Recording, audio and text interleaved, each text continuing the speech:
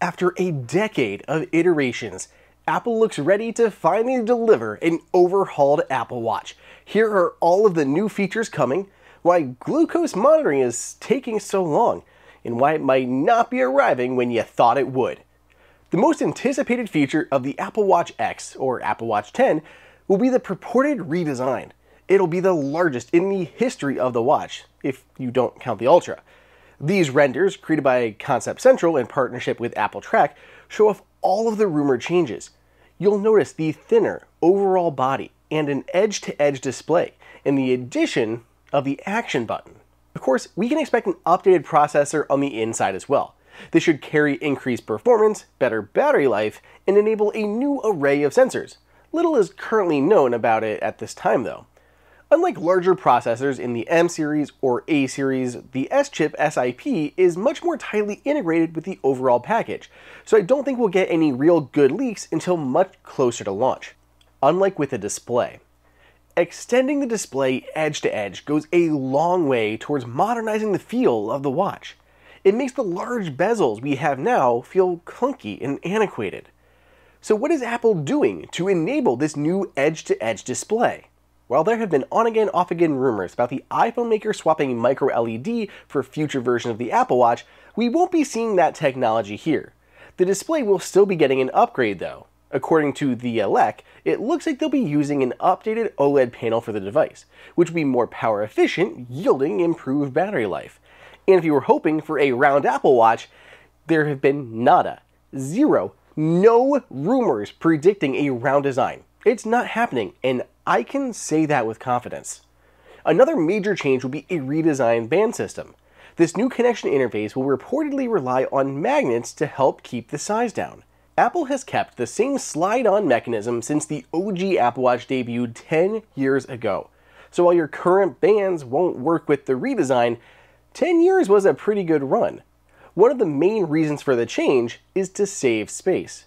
If you ever really looked at the current interface, you'll notice just how much it takes up. It really eats into the side of the watch.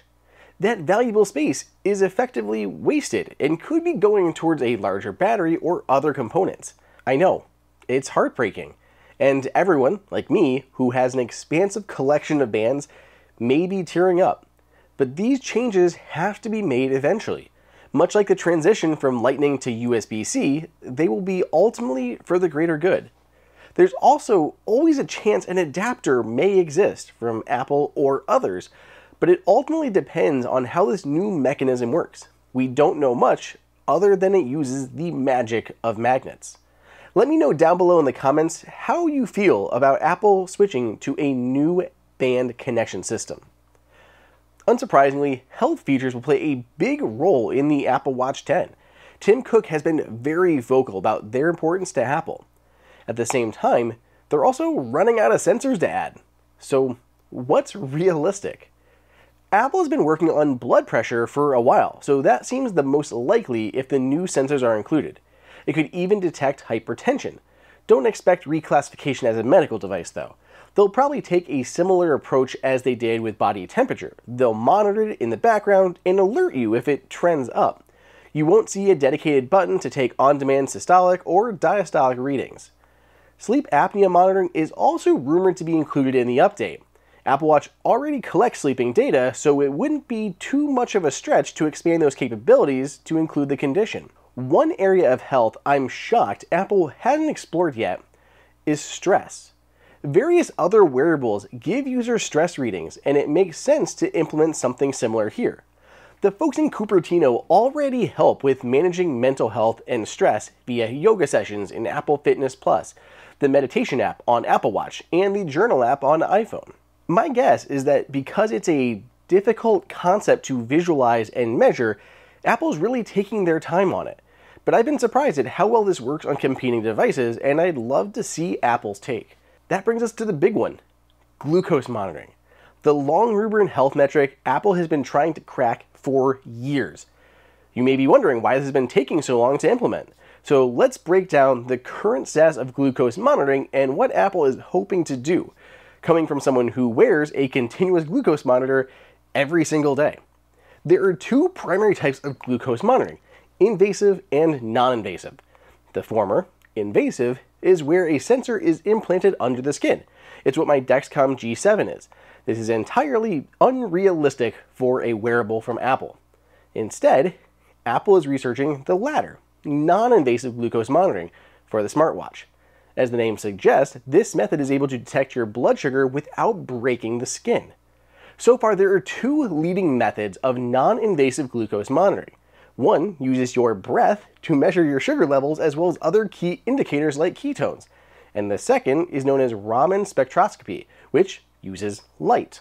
But the latest device to accomplish this in a medical setting are still far too big to fit into a wrist-worn device. Companies like Dexcom, who have been working in this space for almost 30 years, still don't have this down. It's extremely unlikely that even Apple is able to pull this off with only a few years of effort. It's going to take a lot of focus and time. Now, don't paint me a naysayer, I'm just being realistic. I do expect them to eventually add a glucose sensor to Apple Watch. What I surmise will happen is that, like with blood pressure, Apple will eventually be able to detect general trends in your blood sugar levels.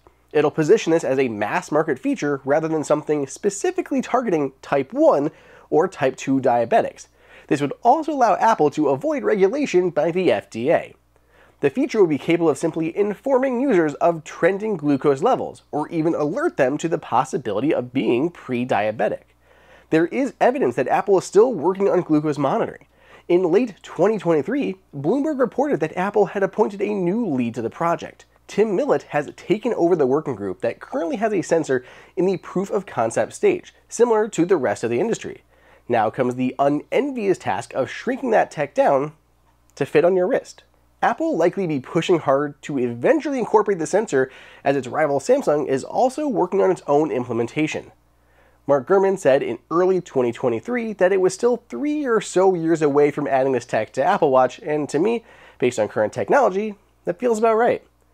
Pivoting back to the Apple Watch 10 specifically, let's talk about the release date. For the past many years, Apple Watch revisions were announced alongside the iPhone at a fall media event. If history holds, the Apple Watch 10 will be released this September. But not so fast. Mark Gurman actually floated the idea that the new model won't be released until 2025. That actually makes a little bit of sense. Since this is a bigger upgrade, Apple may need a bit more time to see it to fruition. It would also align with the release of the very first Apple Watch. Even though the original model was revealed in the fall, it didn't become available to own until April. It would be easy to imagine them using this anniversary date to promote this overhauled version. So does this redesigned Apple Watch 10 have you excited? Let me know in the comments if you'd pick one up based on these rumors or what features you'd like to see. And be sure you subscribe to the channel with notifications turned on so you don't miss any other breaking Apple rumors.